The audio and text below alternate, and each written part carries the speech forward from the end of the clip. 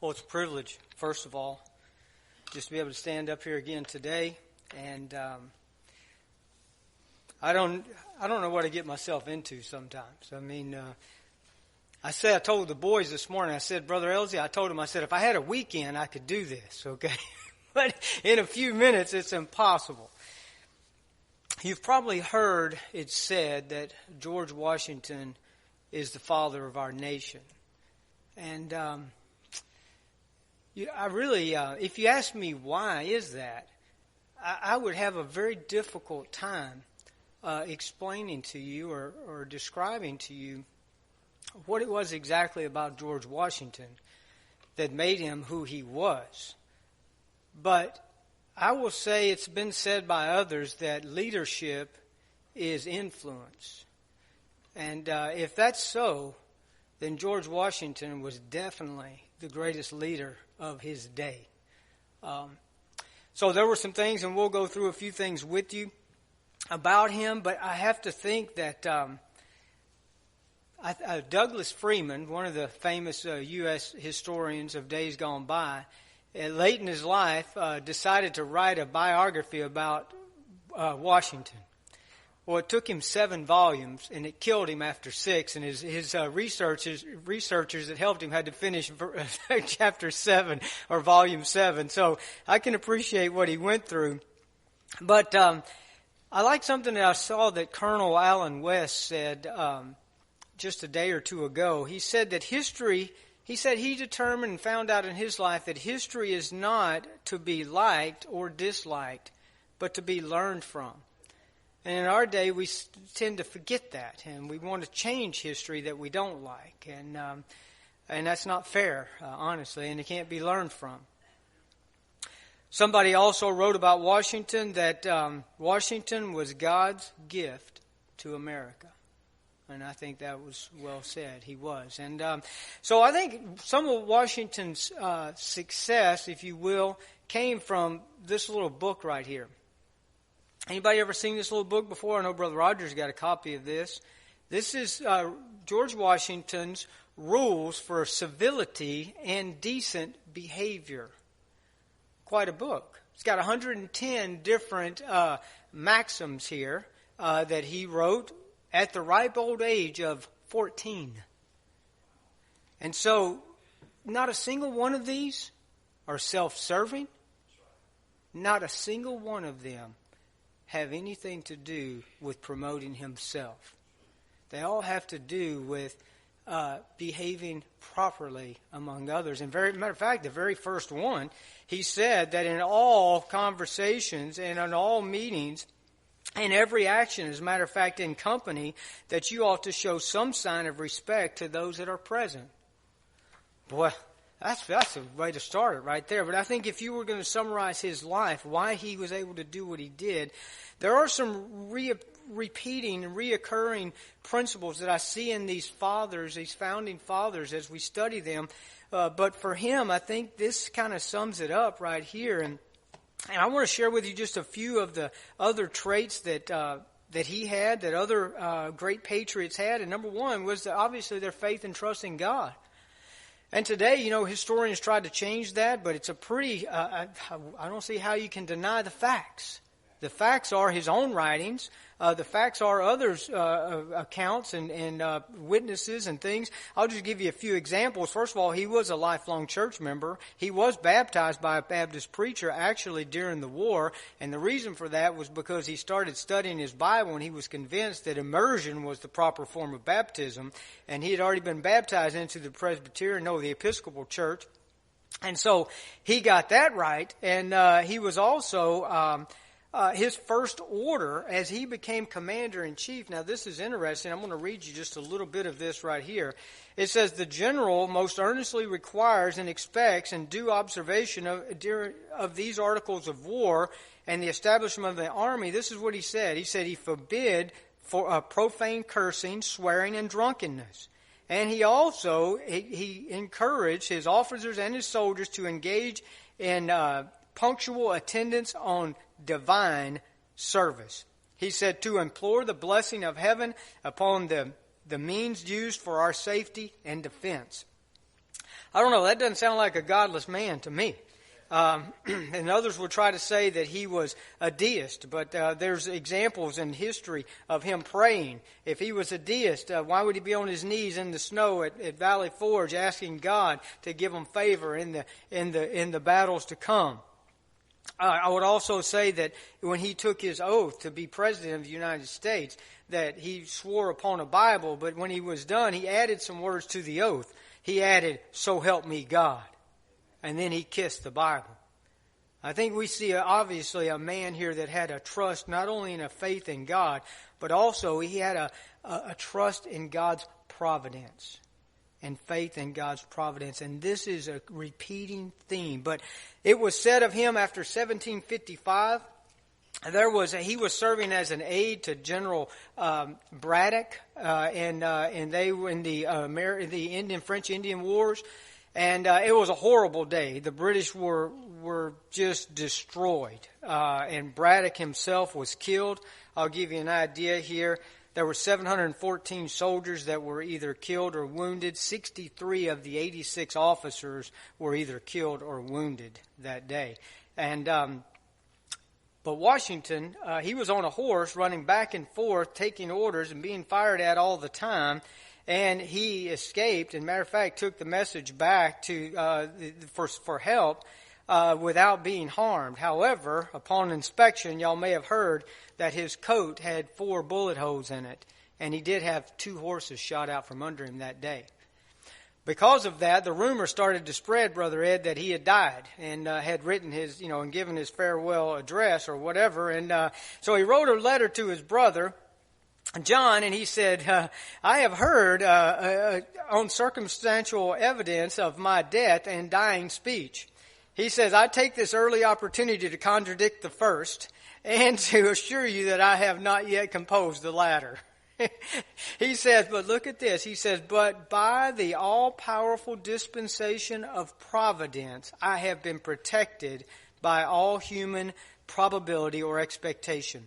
I've had 4 bullet holes through my coat and 2 horses shot under me, yet escaped unhurt, although death was leveling my companions on every side of me.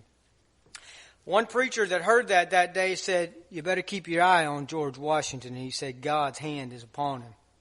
And that was 20 years before he was, over 20 years before he was asked to command the Continental Army. It was also later in 1770, there was an account of George traveling with a friend, and there was an Indian chief that encountered George, and this comes from the book What God Hath Wrought by Grady. And he said that this chief sought Washington out, and he come to tell him and said, basically, I'm an old man and I'm about to die, but I need to tell you this providential. He said, I need to prophesy something to you that happened. He said, I was leading my men that day, and they were leveling their rifles on you, and I said, take him out. And he said, our rifles could not miss. He said, but when we fired upon you, we could not hit you. So I told them, the Great Spirit is upon him. Don't shoot at him anymore.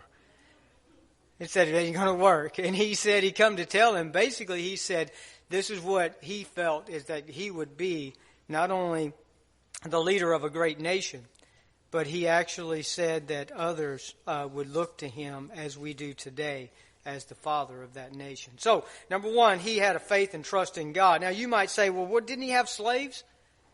He did. He did have slaves. And one of his slaves was named William Lee. And this was his personal servant. And William Lee was also one of his best friends. And William Lee rode with him throughout the whole war, fought with him and everything. There was George Washington was the greatest, they said, horseman of his day. He could ride like nobody else, even from a child. When he would go fox hunting with the Fairfax family, he had to be careful because he knew how to respect his elders, and he never beat Lord Fairfax to the fox. Okay, but Fairfax liked riding with him because he was fearless. They said that him and William Lee would ride in such a way that the huntsmen of the day would be aghast. That they would just run full speed into entangled woods and as thick as you could get it, and they would just fly into it at full speed. And so him and William Lee went everywhere together, did everything together, and at the end of the war, he released him, freed him because of his service to him during the war. He also freed all of his slaves in his will. Now, he could not free them until Martha died, his wife, because she had some slaves that had been willed to her, and they had intermarried, and it would have separated families. But at her death, all the slaves on his place would be freed.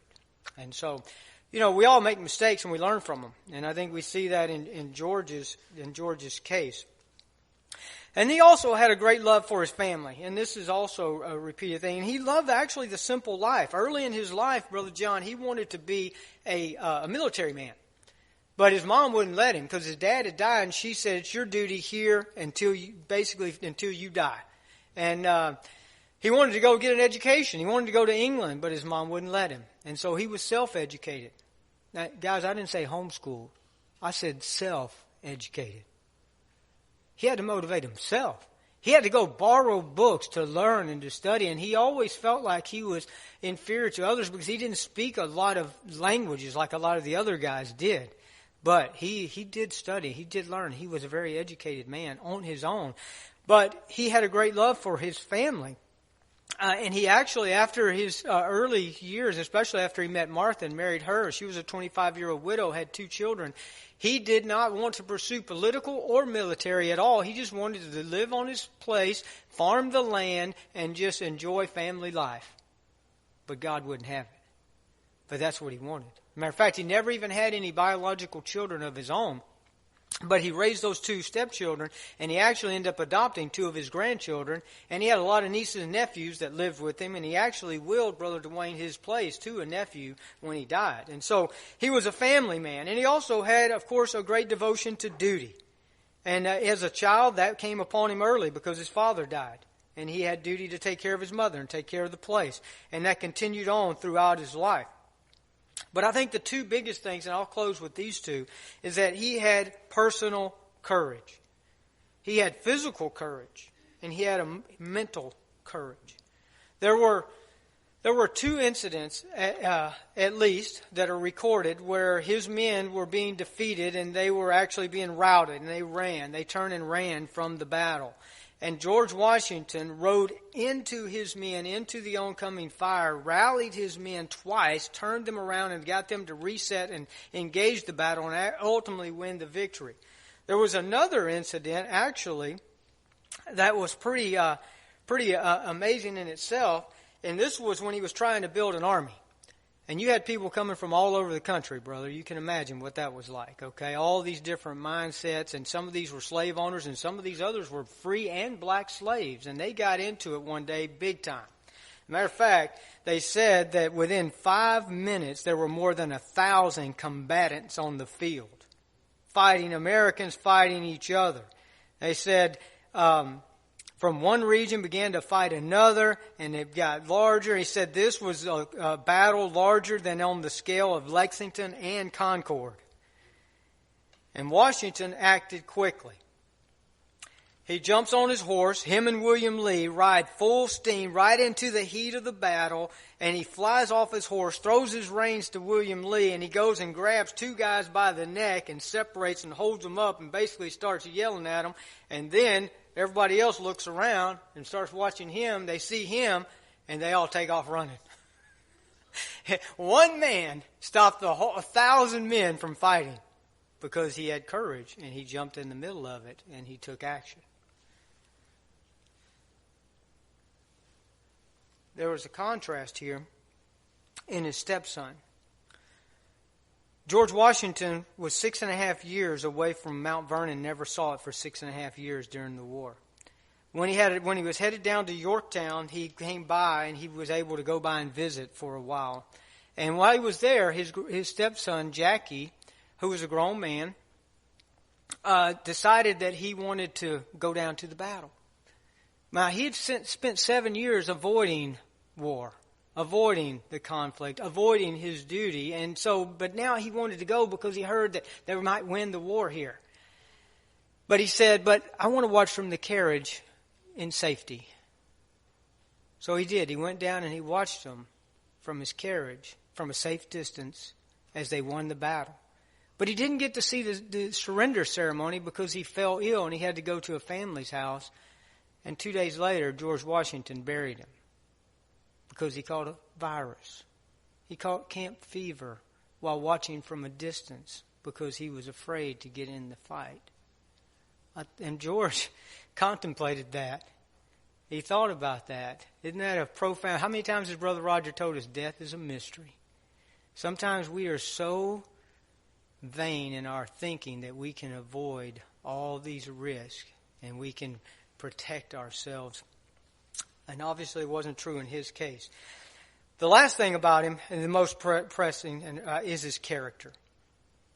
He was of an excellent character. King George said about him that he was, this is amazing, he said that he is the greatest character of the age. Why did he say that about him? This was after George had been the most powerful military man in this land, and he resigned and went home to be with his family. And after he had been the President of the United States twice, and he resigned and went home.